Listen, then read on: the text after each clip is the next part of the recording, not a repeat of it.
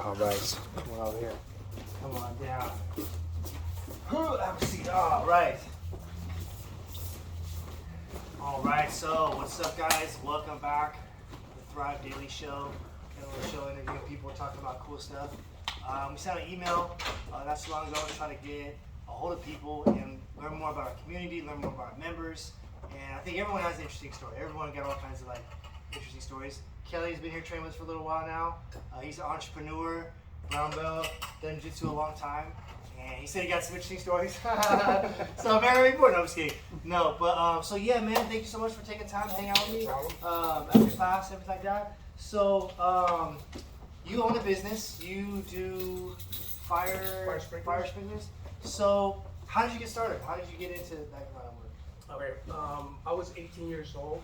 I wanted to be a bartender. Okay. You know, and I actually tried that. Okay. But when I met my son's mom, you know, it didn't work that well. Okay. Being a bartender and being a parent, or dating. Being a bartender and then having a girl that likes to drink. Oh. So you know, I can either go really good or really bad. So okay. Yeah, you know, so that didn't go well. Okay. You know, okay. I was almost raised by a bar at that point. Wow. Okay. But you know, I thought about it.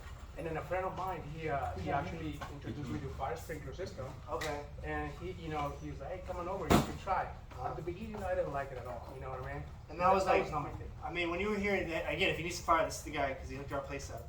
So it's like the pipes cutter thing, and then like all the regular. Okay. So when did you start? When did it start becoming like? When did you start enjoying it? Once the owner, he's an ex-firefighter. Oh, okay. So he proposed to me.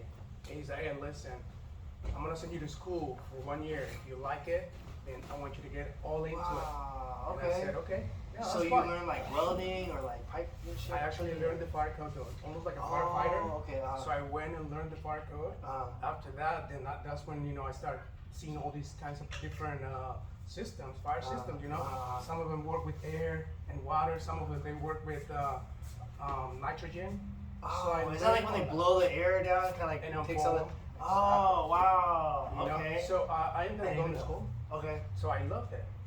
You know, so at that point I was already 21. Wow. So at that point I'm like, you know what? I think I like this. You know, I'm just gonna go through it and I'm gonna have my own company one day.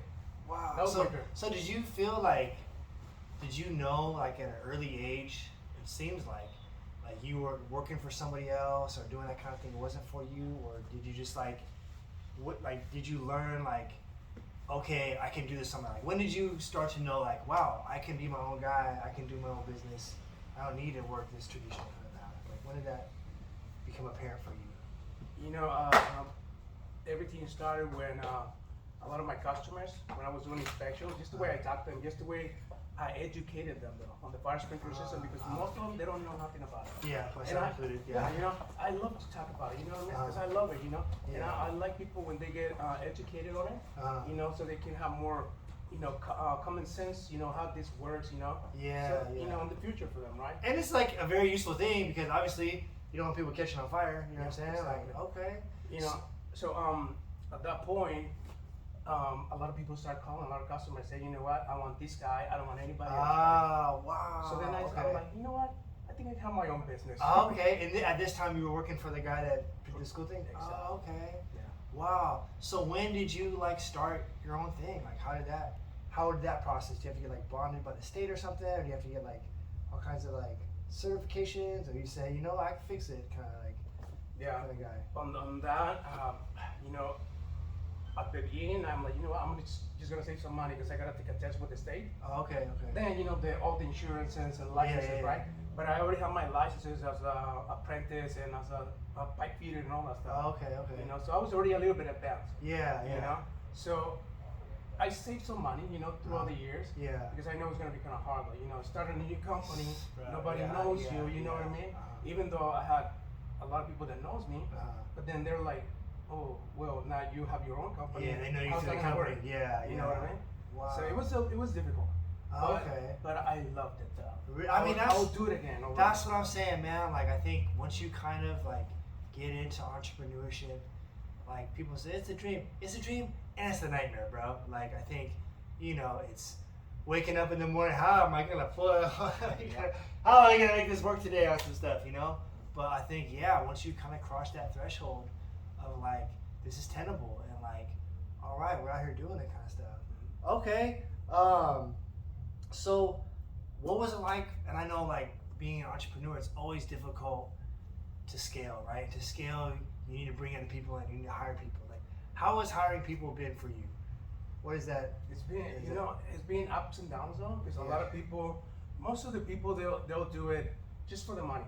Yeah. You know, every time that I hire somebody, I always tell them, hey, look, you know, you gotta love what you're doing, you know. Because if you don't love it, you're gonna be miserable for the rest of, you know, every single day. Yes. You know, love learning. Who knows? Maybe down the road, hey, you're gonna ask me, hey, can you sign for me? And you know, if you learn and know everything and have really good knowledge, I have no problem doing that. Yeah. Do you feel you found people like that you work with for a while, or like see people go and do their own thing and say, man, I'm so proud of you doing some stuff, or like how has the process been in terms of like bringing people on for you now? You know, it is. You know, sometimes people, you know, when they move them into something different, they always remember me. You know? And most of them, they're like, you know what, hey, you know, you're a good guy, you know, really knowledgeable, but that was not my thing. And, you know, thank you for letting me know, you know. So, yeah, I mean, and there's people, though, that I already help, that they have their own license, they have their own companies, you know, and they still come to me.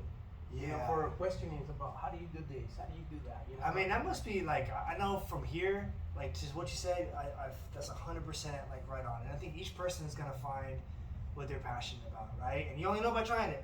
You know what I'm saying? Like all the hires we've ever done here, all the best hires and all the people that have been stuck with us longest were members at first. They're here training with us. You know, when we hire people in the schools, like we've had people that showed up just for a paycheck and it was like, oh, I can't make it here today. Oh, my grandma or something. But the people that were like, oh my God, this is an amazing project. And like, I'm so down for what it is. I'm down for the cause. Like these guys will show up work for free. They're like, hey, I don't care. I'm just here to do this kind of for free on some stuff, man. Yeah. Okay, awesome. So you've been training martial arts. When did you start first doing martial arts? I actually started karate though when I was about 12 years old. Okay. I put you on. How old are you? I know I put you on last. Wink if it's over. No, I'm just kidding. You gotta tell me. Okay. 12 years old. Okay. Then when I was 17, I got introduced to jiu-jitsu over with Rock Gracie over in Mountville. Okay. I get to know what's called BJ Penn though. Oh yeah. It was good, you know. Yeah. And ever since then, you know, I love jiu-jitsu. Yeah. You know, I try other things, kickboxing, MMA, you know. But jiu-jitsu though, I don't know, it takes me somewhere else. Yeah. Something about, I mean, I think it's the combat. I think it's the camaraderie.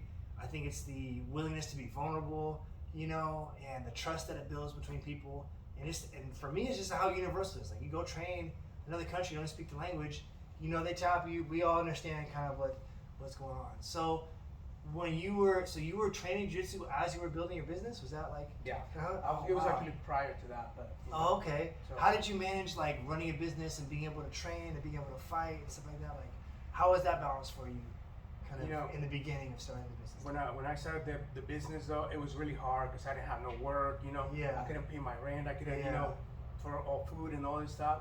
So I was really, really stressed a lot. You know, and I found a time, at least 3 hours a day for jiu-jitsu though, because that's what saved me. Yeah. You know what I mean? Because, I mean, I think I would have a heart attack though at that point, you know. But jiu-jitsu saved me. Yeah. You know, keep me out of trouble and keep me focused on what I was doing. Wow. I think that's so important that people like, you know, I think now a big thing has become self-care and people are way more responsive and way more open to different types of mental health therapies and things like that.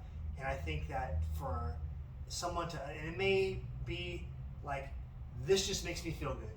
I wasn't feeling good, I do this, and now I'm feeling better. And it's a positive thing. It's not like smoking crack or whatever, you know what I'm saying? But I think just to have that kind of, you know, thing in your life and to have the foresight to be like, yo, I need to get this training in so I can get through this kind of stuff, you know? And then you've done MMA, you fight all this kind of stuff. Was the business like coming up as you were doing this kind of training and fighting stuff, or like? Yes. How you get that call from that client. Oh wait, I got to fight next week. I can't.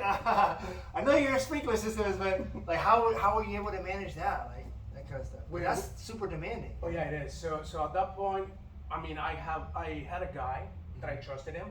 So I actually put a lot of load on him when I was doing this. I got hurt.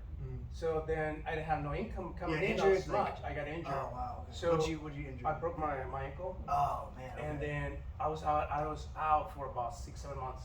Wow. You couldn't like climb ladders or nothing or move or anything. Oh, wow. So I'm like, you know what? I'm like, I love it, but that's not gonna get me. That's not gonna get me where I want. Yeah. Either I'm gonna do my business full time, and then just leave the fighting, like as a hobby. Yeah. Just do it, Okay. So and then that's what I did. Okay. Yes, it's funny that how injuries in life can like really put things in perspective. I think like there's this kind of mortality that all seems to be thrusted upon us, whether we like it or whether we don't. Same thing. Like I was 20-some years old, training jiu-jitsu. I was like, want to be that jiu-jitsu guy, and then I went to Seattle to play basketball with my friends, and I tore my ACL. I'm not even good at basketball. Like I don't even never play on like a real team. Like I'm not a basketball guy. What am I doing? And so I hurt myself, and I didn't train for a couple of years. I got working and everything like that, and put that kind of thing on hold. And, fast forward 20 years later, I'm still doing this kind of stuff. Yeah. I think one of the things that for certain for me, I came more aware of during this pandemic that I may not have been. Clearly, I wasn't as focused on as before. Is what's the exit strategy out of our business, right? Like. I tell people I'm gonna retire, so they're like, dude, you're never gonna retire. This is what you love. And I like, yeah, I don't think I will. I don't like, what am I gonna do, sit at home and like, you know what I'm saying? Like, I like fishing kind of, I like my music stuff, but like, I would be bored if I didn't do this. Like, this is my jam, this is what I do. You know what I mean? But at some point, I will, God forbid, I'll be able to do this for as long as I can, but if I can't, I need to have some kind of like exit strategy out of this kind of stuff. And so, through investments and then like budgeting and positioning stuff, like, I was able, fortunately, to like create a path that's working out, pretty good. So far, so good. You know what I'm saying? Have you created something like that in your business kind of stuff? Are you working on things like that too? Or no? Yes, I am. I'm actually right now. I'm getting another license for the same trade, but a little different. I'm doing fire alarms. So everything that has to do with electrical. Oh, so that's my other thing. And also, I'm thinking about getting into probably restaurants. Really? Yeah. Really? Like owning restaurants? Own restaurants. I want to do that, but Have you ever worked in a restaurant? I used to buzz there. That's hard. Nope. But no, it's still like, what type of restaurants do you want to do? I want to do something like small, simple. Okay. But that's something that tastes real good. Do you cook? Are you like a cook guy? Or Not at all. So you then get the people in and cook stuff? Or? Well, that's the thing though. That's I know like everything that I put in my mind though. I know I can make it. Yeah, that is so important, man. I think like, and again, like, in thinking about exit strategies, I guess people, when they talk about retirement, there seems to be this, for me, I always thought it was like, you're just Scrooge McDuck swimming in swimming pools full of gold. It ain't like that, you know what I'm saying? If you can set yourself up to have income, or the money that you've invested, or the money that you've put in different projects that are creating passive income, and that's more than your bills, there you go, bro. Yep. You know what I'm saying? And I think like, when you talk to someone that works a regular 9 to 5, and it's like, punching the clock. I don't know about you, but sometimes I see these things on TV. I talk to people, or people talk about how happy that they got a job. I'm like, you happy you got a job? It's like, that sounds like a nightmare to me, man. Like, you gotta show up and like take a 15-minute break, and like your boss is a jerk, and maybe you go there and like you see people you don't like or something. Like, there ain't nobody I don't like here. You know what I'm saying? This is my spot. If they don't like them here, then they ain't gonna be here no more. You know what I'm saying? So like, I think that concept puts people in this like, this is when I'm done with everything. But like, yeah, kind of as an entrepreneur, like, are you ever really done? You know what I'm saying? Like, I think if you are be able to, like, Tony Bennett, this guy, singer, he's like 100 jillion years old, and I think he just now is like, okay, I'm gonna step away from singing. Willie Nelson, same thing. He's like older than dirt, and he's still touring, going around the country singing. It's like, when are you gonna stop, right? Elton John, these same guys kind of thing, So that's really interesting that you said that. Now, I think like when I asked people about it, I was expecting, oh, my vest. I was like, what do you mean done? I'll be done when I'm dead, bro. Yeah. I'm in the ground pushing up daisies. Right on. So, I mean, what advice would you give to people that like want to start to pursue working for themselves? Maybe they're in martial arts, maybe they're young. I feel like we come across so many young people that are like, man, it's a school, it's this, it's that. Us obviously the working path wasn't for us. You know what I'm saying? And to me, that sounds like a total nightmare. You know what I mean? But what advice would you give to someone that said, "Hey, man, I'm thinking about starting my own business. I'm thinking about doing this." Like, what are the top 3 things that you think they should do before they get into something like that? So to me though, and I tell everybody, even my friends or the people that that know me, I'm like, you know what? Just find something that you love to do. You know what I mean? Because when you do something that you love, okay, you don't get bored. Yeah. You know, Yeah. if you get bored, then that's not for you. Yeah. You know, you gotta get up in the morning. Like, you know what? Every morning though, I get up at 5 o'clock in the morning because I want to get up and just go do something. Yeah. You know, so I'm gonna get in the computer. You know, talk to my customers. You know, what they need and everything. You know, I'm excited. Yeah. Every single day. You know, I wish every day was that they work. I told my guys, they laughed though because they want to spend my time with their families. Yeah. You know, and me too. You know, but I mean, there's something that I love to do, and like I said, I told everybody, just find something, little tiny thing. Yeah. There's so much that you can do in any trade.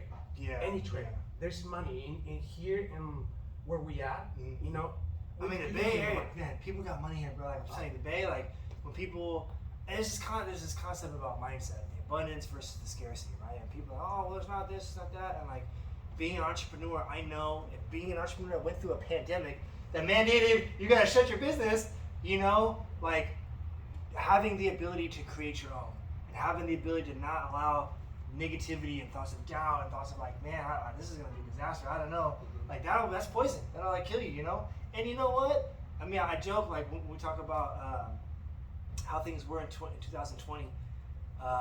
It was almost like I'm running, and right behind me is a bunch of wolves, and I don't even look at the wolves. I'm just running. Oh, these guys could kill me. Oh wait, I'm just in my own zone because I couldn't even think about like failure, And I think that like, it became because we love what we do, right? Like, how would you tell people to like, once they've kind of figured it out, what do you think would be their path? Like, say someone would want to get into your industry, like, what would be the path? You know what? This stuff is super cool. I like working with my hands. I like the fact that I'm helping people save lives and stuff like this. Like, what would you tell them to do to become a fire expert kind of person? To be a fire sprinkler though, I would say maybe like get knowledge educated in a fire sprinkler system. It's more like you have more knowledge than a firefighter. I'll tell you that. Yeah. Because then you're gonna know every little single part on the fire sprinkler system. Firefighters, they just focus on codes, go breaking doors and stuff. We don't. We it's on fire. We just press the button, brother. Why exactly, right? So we focus on learning. You know what I mean? Okay. Learn as much as you can. Every year is different. Every year there's always something new. They added something to the fire code or changes to the other code. They have new books. So most likely get knowledge. Read more about it. Read. Okay. And then after that, everything comes along. Everything comes along. That is amazing. It's hard, but man. I think like I said, that's the thing. It's like getting past the hard parts, and like when they talk about getting over the hill, like, oh, you just get over the hill. It's like this, but I say like it's probably the little hills. So you know what? I'm not gonna go drink with my buddies tonight. I'm gonna study these fire codes. I'm not gonna go get distracted. I say, this is my goal. Let me make sure I get over these little hills to there's gonna be big one. Well, man, Kelly, thank you so much, bro. I hope you guys like this. Go ahead and drop some comments. We're gonna try to interview more people. If you have an interesting story to talk about with us, man, hit us up. We'd love to hear about it, and we will see you next time. All right, yeah, bro. All right, thank you, brother. Oh man, that was dope, bro. I didn't ask if you set any buildings on fire, but whatever, right?